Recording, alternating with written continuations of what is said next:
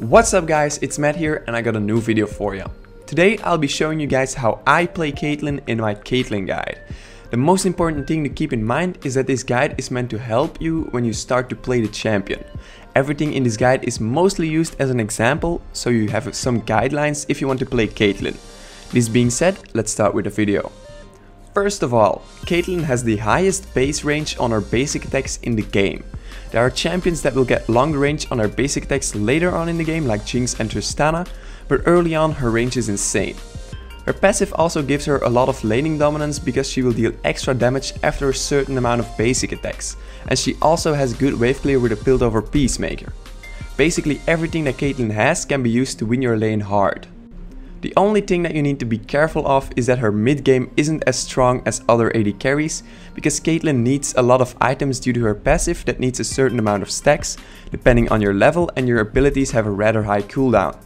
In the late game you will become incredibly strong again, because you can compensate these cons with your items.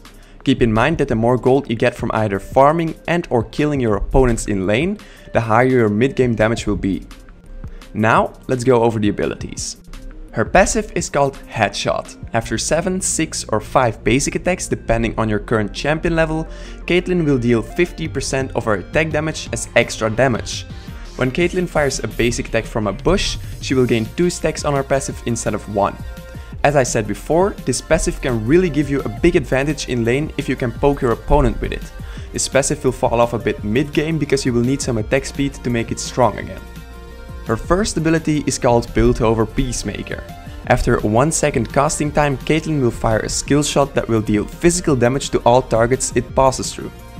Each target hit after the first takes 10% less damage, down to a minimum of 50% of the original damage. Mastering this ability is pretty important if you want to get the maximum amount of damage out of her kit. This ability will deal a lot of damage to the enemy laner if you can hit him without hitting any minions. Her second ability is called Yordle Snap Trap. When activated, Caitlyn sets a trap at target location that arms after a brief delay. Champions being caught in these traps will be rooted and taking magic damage for 1.5 seconds. This trap also grants vision over that target. This ability is mostly used to trap ganking pots in the laning phase, but can also be used as a follow-up on some kind of hook or heavy crowd control, if you time and place it correctly. Keep in mind that you can only set up to 3 Yordle traps at once that each last for 4 minutes. Her third ability is called 90 caliber net. This is Caitlyn's only kind of built-in escape ability. Caitlyn fires a net in target direction, knocking herself back 400 units in the opposite direction. This ability is very strong when you're getting chased because you can shoot yourself away from your opponent while you slow him at the same time. If you hit it, of course. This ability can also be used as a flash ability, but I don't recommend it because you can be stopped in mid-flight and it has a rather high cooldown if you fail. Her ultimate ability is called Ace in the Hole. After a brief delay, Caitlyn locks onto a target enemy champion and channels for 1 second. After she locked onto a target, she will gain true sight over that target while channeling. When the channel is complete, she will fire a homing projectile towards the target that deals physical damage to the first enemy it hits. In normal English, this means that you will fire a bullet that will follow your target after a brief delay. Keep in mind that this ability can be blocked by other enemies, so try to use it to pick off champions that are running away from their team.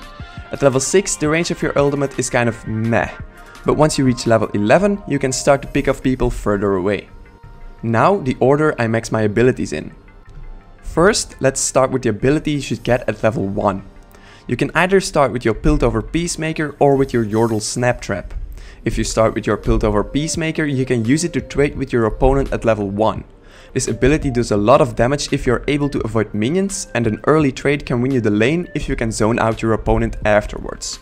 If you start with your Yordle Snap Trap, you have a bit more safety in lane and when you are helping your jungler with his starter buff. To be honest, it's a personal preference. If you want to play aggressive, go with the Build Over Peacemaker, and if you want to play passive, you go with the Yordle Snap Trap.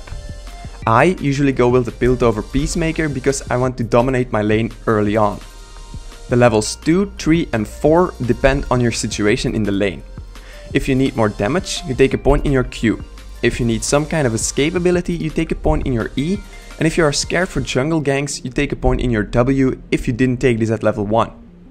The following levels will be shown on the screen. I max my Q first because this is your main damage ability. After that, I usually level my E because it will increase the damage, lower the cooldown and increase the slow duration. Leveling your Yordle Snap Trap doesn't really benefit you because the rooting duration doesn't increase. The only thing that changes when you level the traps is the cooldown and the damage. But you can only place 3 traps in total, so the cooldown isn't really a problem and the damage isn't reliable enough because people can easily avoid them. Also, I take a point in my ultimate ability whenever I can, being at level 6, 11 and 16. The runes I use are standard AD carry runes, being flat attack damage marks, flat armor seals, flat magic resist glyphs, 2 lifesteal quints and 1 attack damage quint. You can also go for scaling magic resist glyphs if the support you are facing doesn't have a lot of early magic damage, and you can also take 3 lifesteal quints if you think 2 aren't enough, but this will decrease your early attack damage. The masteries are also standard AD carry masteries, being 2190 masteries as shown on the screen. In the offense tree, I take everything that gives me extra attack speed, extra flat AD, extra scaling AD, armor penetration and increased damage overall. In the defense mastery tree, I take everything that will increase my early defense. The items I build are purely based around dealing as much damage as possible. My starter items are always going to be a Doran's Blade, a health potion and a warding totem trinket. The Doran's Blade will give you sustain in lane in combination with the lifesteal quints, as well as giving you early attack damage and health. The health potions can only be used for one thing, and it is to regen after a trade, and the warding totem is basically the best trinket that you can get early in the game. The rest of my item builds look like this. I usually go for a Bloodthirster as a first item because you can farm really easy with Caitlyn. It also gives you the most amount of attack damage if you can farm with it, so your mid-game damage will be a bit higher because your abilities will hit harder. After the Bloodthirster, I usually go for a Last Whisper if the enemy team is building some early armor, or a Phantom Dancer if they aren't. The third item will be the one you didn't pick as your second item. Your fourth item will be an Infinity Edge because this will boost your late game damage with the increased crit damage and the extra attack damage. As a last item, I always recommend getting something defensive like Guardian Angel or a Banshee's Veil. Your boots will be Berserker's Greaves as usual, because these boots will deal the most damage on an AD carry. If you get to a point where you are completely full build and you have 3000 gold left in your pocket, you can also swap your boots for a Zephyr. You will move a bit slower, but you will get more attack speed, attack damage, cooldown reduction, and it also reduces the durations of slows, stuns, taunts, fear, silences, etc. by 35%. One item that you need to keep in mind is the Blade of the Ruined King. This item is amazing if you find yourself in 1v1 duels a lot, or if the enemy team has some kind of AD assassin. This item can give you that edge that can mean life or death. The final part of this video will be some tips and tricks.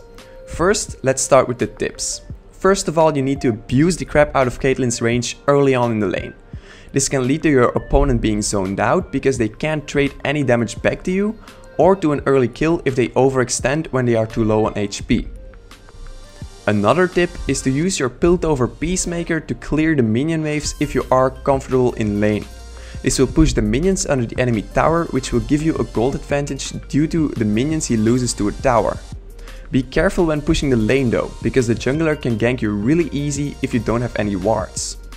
Now, let's go to the tricks. Caitlyn's abilities can be used in one smooth sweep if you know the order to do it in, of course. The order goes as followed, being E, Q and R if you think you can finish the job with your ultimate. Otherwise, just keep it at EQ. Keep in mind that you need to hit your net in order to make this successful. If the target is low enough from this combo, you can cast your ultimate after you fired your Q and finish him off. This combo can be really effective to turn around on a chase because it will damage and slow the guy that is chasing you. Another thing is that your knockback can be used to get over walls. For some people this might sound obvious, but I just throw it in here for the people that didn't know. This is it guys, I hope you enjoyed the video. If you did, please click the like button and subscribe to my YouTube channel to see more of my videos in the future. There will be a button on the end of this video that you can click on to subscribe, so it only takes like 2 seconds and it really helps me a lot.